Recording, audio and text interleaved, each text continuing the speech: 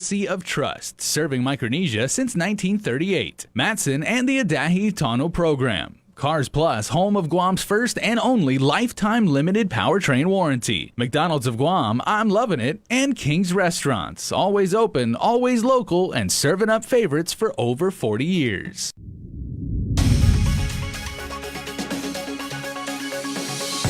Ahead on Primetime, today the island records 2 COVID-related fatalities, bringing the total to 57. Plus, the Guam Memorial Hospital sees an uptick in COVID hospitalizations.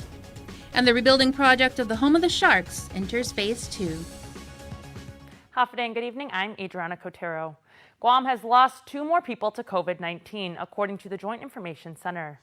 A 69-year-old woman died at the Guam Memorial Hospital this morning at around 8:48 a.m. The woman, who had underlying health conditions, tested positive for the virus upon admission to the hospital on September 23rd. Then at approximately 12:47 p.m., also at GMH, a 61-year-old female with underlying health conditions that were compounded by COVID-19 passed away. She was admitted to GMH on September 4th and was a known positive case. Governor Lou Leon Guerrero saying, quote, "Our days have been too full with moments of silence." She adds, "This virus is unrelenting and will continue to test our resolve. To the people of Guam, let us reflect on these recent passings and reaffirm our commitment to doing what we can to keep us safe." The total of COVID-related casualties since March is now 57. Guam will remain in status quo. Governor Leon Guerrero has announced through her press secretary, Crystal Paco San Agustin, that she will not be lifting any additional restrictions this week and will stay in PCOR 1 with a safer at home advisory. In the statement, the governor said she is especially concerned about the increase in new cases, hospitalizations, and COVID-related deaths. She adds that that's why she has taken aggressive and sometimes unpopular steps to slow the spread of COVID-19. Meanwhile, struggling businesses are clamoring for Adelup to reopen more of the economy. The Chamber of Commerce has announced it will stage what it bills as a community rally next week to draw attention to all the jobs losses, reduced work hours, and business closures created by the shutdowns. And now to the latest numbers out of the Joint Information Center. Reported Tuesday evening, out of 651 samples, 65 returned positive for the coronavirus. Currently, there are 841 active cases with more than 1,900 recoveries. The Guam Memorial Hospital is seeing an increase in COVID hospitalizations. Our Peter Santos reports. Although restrictions have been eased and the island remains in a state of PCOR 1, the number of COVID hospitalizations continue to climb. The numbers are rising. As of this morning, it is 44. We have 44 individuals in the house with COVID infection. And of the 44, 15 of them are at the ICU level of care. And of the 15, 7 of them are on ventilator support. So that's where we stand right now with our COVID statistics in the house as of today. According to Hospital Administrator Lillian Posadas, some patients being newly admitted to GMH have already been exhibiting symptoms, some for as long as a week. Posadas added that delaying medical treatment could affect a person's recovery process. We're seeing that, they've had the symptoms for several days, and so, or even a week. Some of them think that they're just going through the flu symptoms. So, yeah, when they wait, when they delay getting treatment right away, it affects their whole system. Posadas continues to encourage the community to continue with COVID precautions and urges those with symptoms to seek the appropriate medical treatment sooner rather than later. So people, please continue to wear your mask and not wait too long. When you start feeling the symptoms, get medical treatment at a clinic or a public health clinic, or where you can get, where you normally have your primary doctor, where you normally get seen. Be seen as soon as you can. Reporting for Guam's News Network, I'm Peter Santos. The chairman of the Governor's Physician Advisory Board says we need to figure out a way to reach the younger generations when it comes to COVID information. Here's more.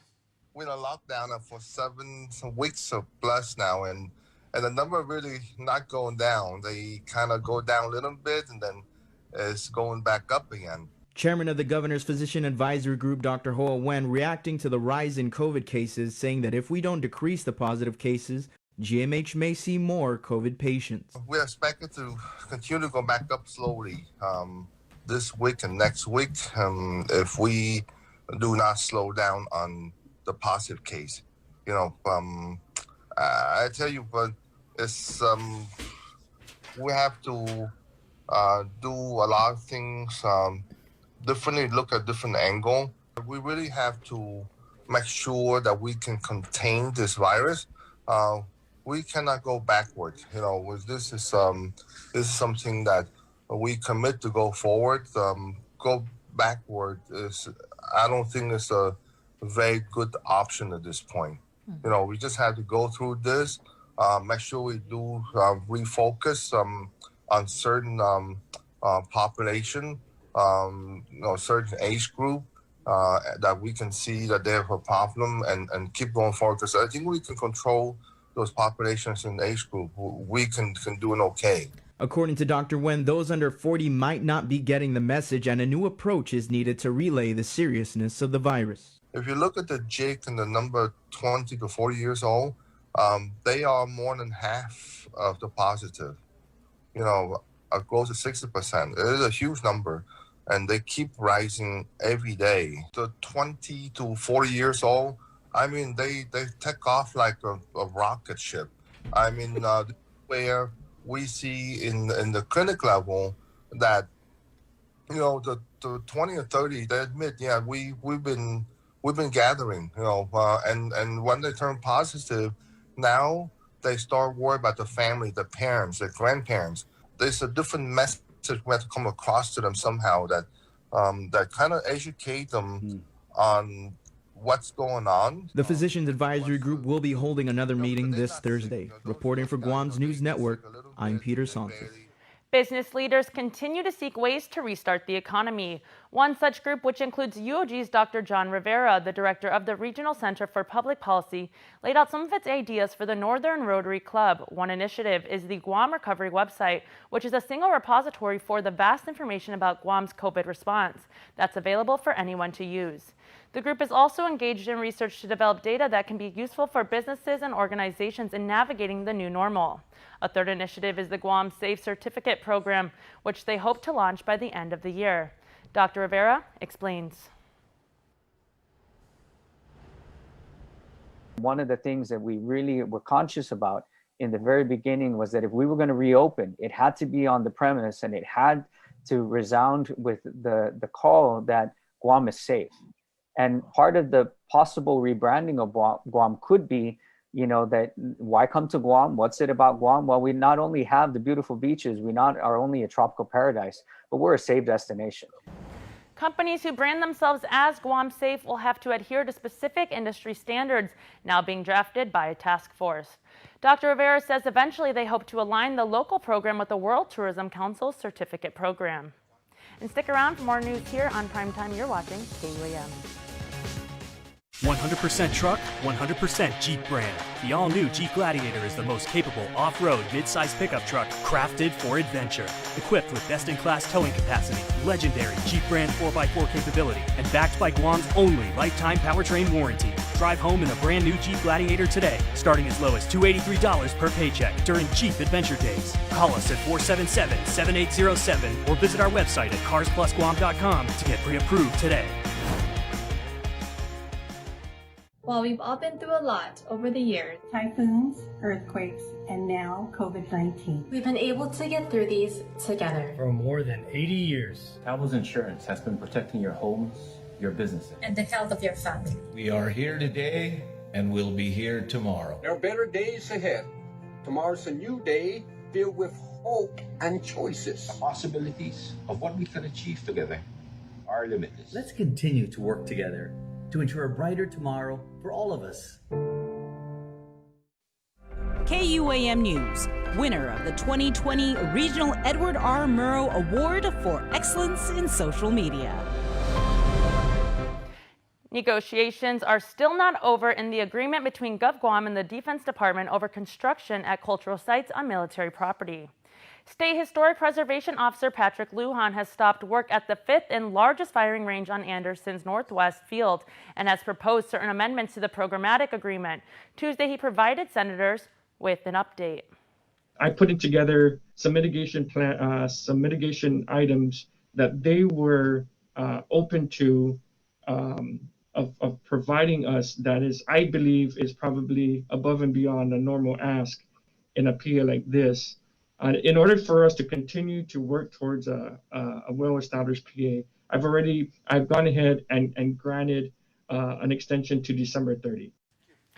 But Senator Therese Terlahi said while she appreciated that a public hearing would be held before the amendments are final, she was concerned that Lujan was making a deal without getting more public input first. I envision the input process to be to inform you. It's us, the people of Guam, trying to inform you of what, we feel like us is the best way to manage these properties, and that you would take to your negotiations and incorporate, as opposed to vice versa.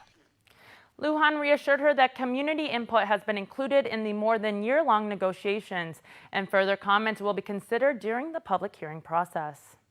A last resort action, those are the words of Catholic Social Services Executive Director Diana Calvo, as she describes the tough decision of having to evict clients from the shelter.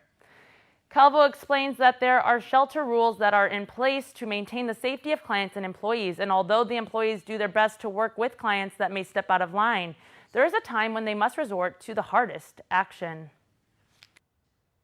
If it escalates or it endangers the safety of not only household members and employees, but also other individuals that might be in the surrounding, then we will take the strongest action, which is to evict the individual. Since the opening of global dorms in the latter part of June, Calvo says there have been approximately 5 evictions. Although the eviction is intended for the individual that commits the violation, at least 2 cases have resulted to family units leaving the shelter. 3 of them involved domestic incidences that were physical, one for damaging property, and it was actually a follow-up to a domestic incident. Calvo says that if a child is involved and there are concerns about the welfare of the child, then CSS will make referrals to CPS. But unfortunately, there are 2 things that don't happen concurrently. And that is that when we make a CPS referral, we don't control whether or not CPS determines that referral to warrant an intake or an investigation. And if we have to take the drastic measure of evicting a family, then, they bring their kids with them, and that's noted.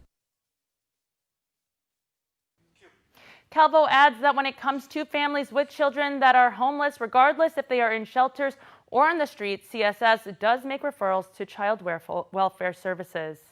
The intent is to promote a more circular economy where used material that would normally go to the Latson landfill is instead recycled. Senator Clint Ragel's bill offers tax incentives for businesses who recycle materials for other uses. The measure modifies an existing tax qualifying certificate program that's no longer viable. It was geared towards much larger recycling activities, such as for abandoned cars. That market has since disappeared. China's not buying our metals from us anymore. Basically, they were shipping most of it to China and other parts of Asia. So there's really no use for it. There's no one. That's why she said no one's applying for it either, because there's nowhere really to ship the large metals to anymore. The same rules would apply as the current GITA QC, but it would open it up to companies with much smaller scale recycling operations, those who wouldn't be able to meet the previous tonnage requirements. Simon Sanchez High School is celebrating a big milestone today as they are one step closer to having a new home. Guam Department of Education made the announcement this afternoon via Zoom of the rebuild project entering Phase 2. It's been years in the making, and now the department has procured an officially selected architectural and engineering vendor, TRMA. SSSHS Principal Carla Masenyan. This journey is 7 years old, but we are very excited and we are very ready to continue, provide input, and be very involved in this process. This announcement signifies the start of the design process. TRMA is a local firm, with project leaders being 2 Guam Public High School graduates. Principal architect Mike Makio presented the design plans for the Sharks campus. It's really a synthesis of everything that the Simon Sanchez community has been through for the last 7 years. Everything that can go wrong in a high school has gone wrong at Simon Sanchez.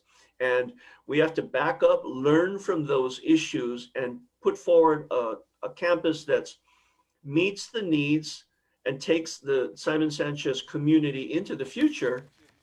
If you have not yet or do not know how to apply for school laptops, the Guam Department of Education echoes the importance to immediately contact your school directly. Laptop distribution began last week with each public school handling its own application process. Guam Department of Education Superintendent John Fernandez joined KUAM on the link this morning, providing an update on the distribution. Over the next 2 weeks, we are anticipating distributing around 8,000 laptops and tablets to our secondary school students, and hopefully expand the online option for many of our students. And again, for phase one, we're talking about middle school and high school students. Elementary school students, we will be looking at distributing later once we get the new equipment coming in, and that'll happen probably towards the end of the semester. Fernandez adds that by the end of the month, the board has 2 issues to entertain. The first, grading and attendance policy, and second, a final decision on face-to-face learning for this semester. More news in education as GDOE has brought the number of unaccounted students down to 1,700. Over the summer, GDOE counted 4,000 students who did not respond to the school's inquiry on preference for instructional learning methods. Superintendent John Fernandez says since the first week of the school year, they have had to rely on phone calls and emails to track down the students. If we can't contact anybody, the next step is a home visit. But during PCOR 1, we're not allowing our employees to go out to people's homes, and I don't think people will be, welcoming. We will be working with the Mayor's Council just on the contact information, if they have different contacts, updated contacts, in case these families are being served by the mayor's offices. But other than that, we're really going to have to wait to a situation where we can go out to the homes and check on the families. President Trump says he's doing well as he continues to recover from COVID-19. The president's first full day back at the White House was an eventful one, highlighted by his intervention in the high-stakes stimulus talks on Capitol Hill. Deborah Alfarone has more from the White House. A day after making a dramatic return to the White House, President Trump took to Twitter to declare that he's feeling great and looking forward to next week's debate with Joe Biden. Biden says President Trump needs to be virus-free before their next debate. I'm looking forward to being able to debate him. I think if he still has COVID, we shouldn't have a debate.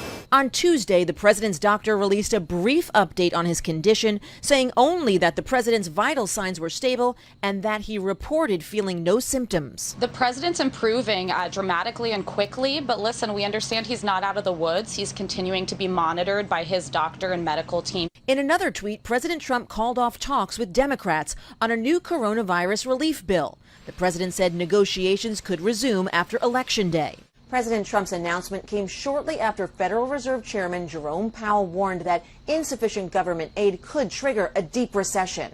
The Biden campaign issued a statement condemning the move, accusing the president of ignoring the financial effect of the pandemic on ordinary Americans. We cannot and will not accept an economic equation that only favors those who've already got it made. Meanwhile, the COVID-19 outbreak connected to the White House continues to grow. On Tuesday, presidential advisor Stephen Miller became the latest administration official to test positive. Vice President Pence and Senator Kamala Harris have both tested negative ahead of their Wednesday night debate.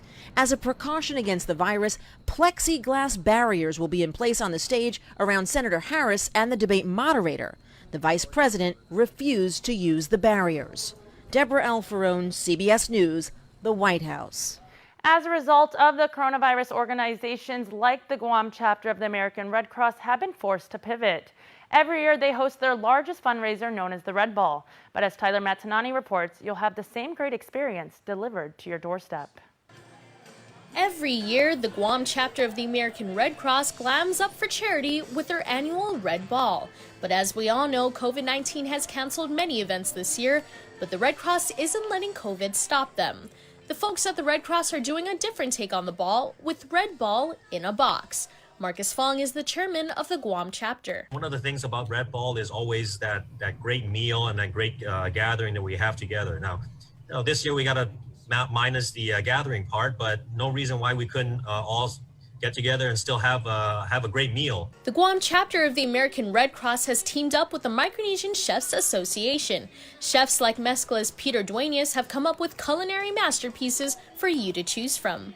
I thought these guys were genius because they put together this idea for a 4-course meal in a nice box, hand delivered by a delivery service, wearing bow ties and, making this unique experience. Taking the level of service to your doorstep is a great idea. The Red Cross is currently taking orders for Red Ball in a box and will be delivering the meals over a course of a 3-week period. Each chef is going to have a week, so depending on which menu, which chef you choose, we'll schedule accordingly. Of course, it's on a first come, first serve. The first deliveries are expected to start the weekday of October 19th and run their course into November 6th.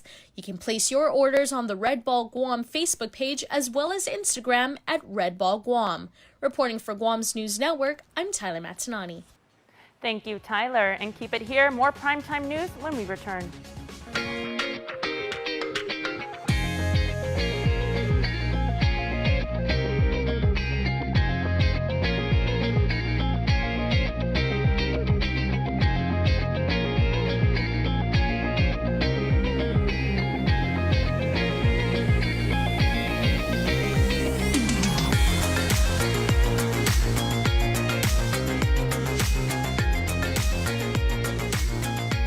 Your community calendar is brought to you by Taco Bell. Whether it's your first meal or your 4th meal, we've got you covered. Taco Bell, live Mas. It makes myself and it makes my team members very proud to work for an organization that has been on island for many years with its focus on reliability, dependability, and commitment to the communities that they operate in. Matson's a great corporate citizen to the community. We all benefit from any sort of environmental commitment we make. One of the ways that we do that is with our Adahi Utano program. There's action behind it, and so action breeds commitment. With the Kaimana Hila coming to Guam, this brings a new age and modernization to the island. It's exciting for me because it's a brand new ship and we can carry more freight into the islands. It just shows growth for Guam and Micronesia. Matson would be nothing without its customers, and we hope to continue to serve you for decades to come. Our new McDonald's Spicy Chicken McNuggets are just the right amount of spicy. A small to medium Sprite kind of spicy. Let's get a McFlurry after this kind of spicy. But if you get the mighty hot sauce, it's napkins up for foreheads now kind of spicy. This came from McDonald's kind of spicy? Because our Spicy Chicken McNuggets, breaded in tempura and made with cayenne, are just the right amount of spicy. Unless you remember what I said about the sauce. Ba-da-ba-ba-ba. Welcome back. In-office voting continues at the Guam Election Commission offices in Hagåtña. You're urged to make an appointment by calling 477-9791. However, GEC will not turn voters away. If you are not currently registered to vote, you will be able to at the same time until Friday, October 23rd. Meanwhile, this Saturday, the GEC heads to Jigo, where in-office absentee voting will be conducted at FB Leon Guerrero Middle School from 9 a.m. to 4 p.m. You do not have to be from Jigo. You can be from any voting district. You are required to wear a mask, bring a photo ID, and bring a blue or black pen. And GEC Executive Director Maria Pangilinan takes us through the steps on how to vote at the Guam Election Commission in Hagåtña. You come up to the elevator, come up on the elevator to the 3rd floor. Once you get off the elevator, you're going to come to the left and you're going to see our nice room here where it will direct you to both to either appointments or walk-ins. We won't turn anybody away. You can walk in to register and vote at the same time. So once you get into the room, you will proceed to Station 1, where they will process your application and prepare your application and your affidavit. So once you're here, you'll sit, and this is your application form. It should have been prepared when you call to make an appointment at 477-9791. You see, it's all filled out, including my birthday. Then, once I hand it to them, they will prepare the affidavit, and it's an affidavit envelope. This is what it looks like. You will sign it at the end of the process. By the way, one of the processes is to show your ID. They will ask me to pull my mask down to make sure who I am. All right? That would take, if you call, it would take only a couple minutes until you sign the log sheet. I won't sign today, but every voter will sign the log sheet. It's another way to account for all the ballots that are used during the day. Miss Maria, before you leave there, Yes, Miss ma'am. Maria, I see the tennis ball on the left. Oh, thank you. Thank you, Sabrina. To the left of me is the Assistive Technology Kit. Guam Legal Services Corporation is our partner. This kit is available to any voter. It includes the tennis ball so that if you have a shaky hand, you can use it to write. We have a poster that includes all the different kits, tools that we have. And we even have signature cards that say, okay, if you're visually impaired, the signature cards will help you sign. And for those who are getting, younger in years almost, we have the magnifying sheet as well. All right? All right. And all this is displayed as you enter. The next thing we're going to do is go get our ballot. I'm going to show them what village I'm from, and they'll pull my ballot, the correct ballot.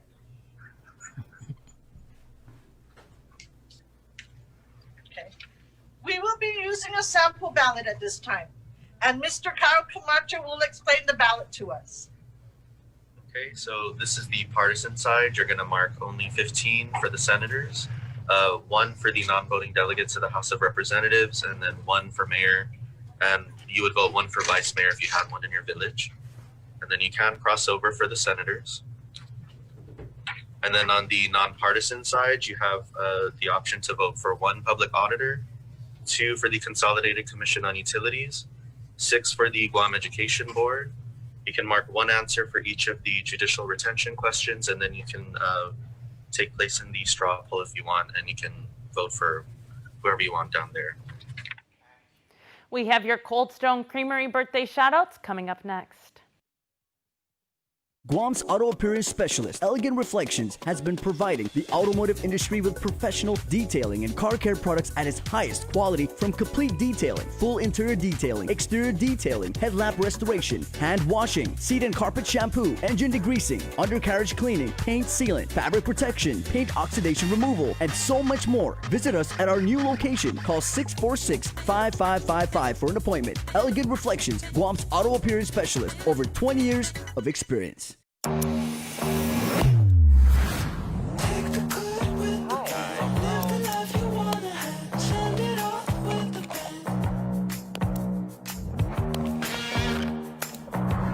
Looking really good.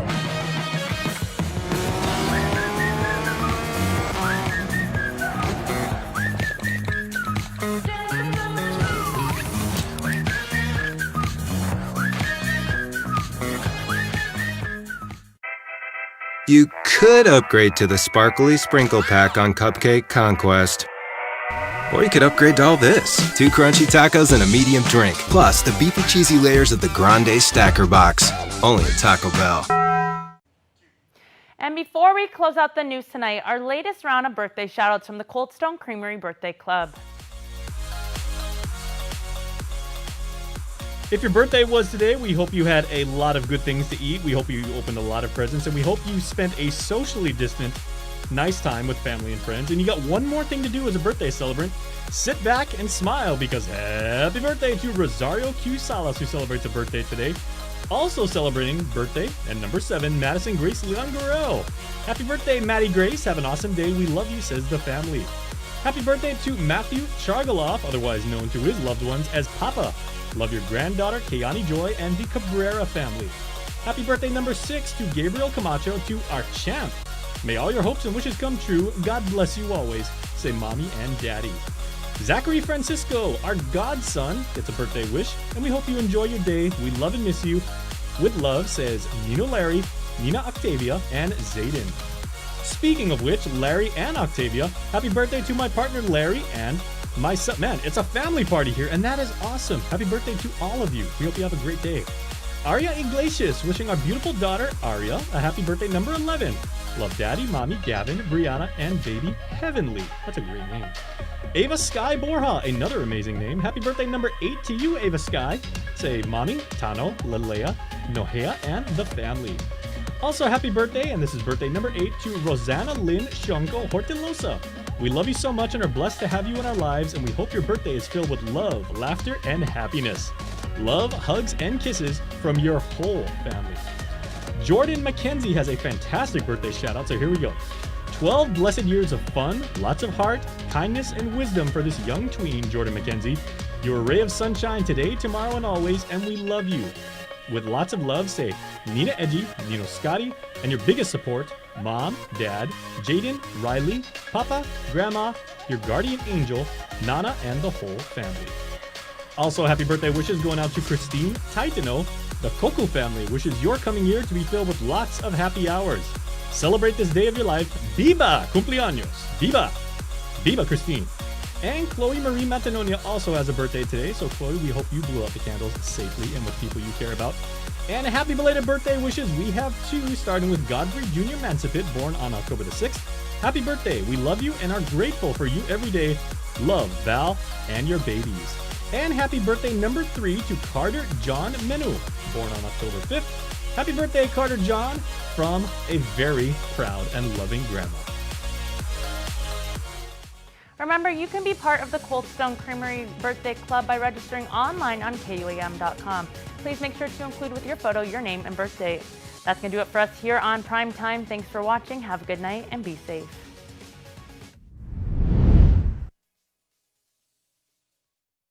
In Full Zoom is presented to you by Calvo Enterprises, Inc.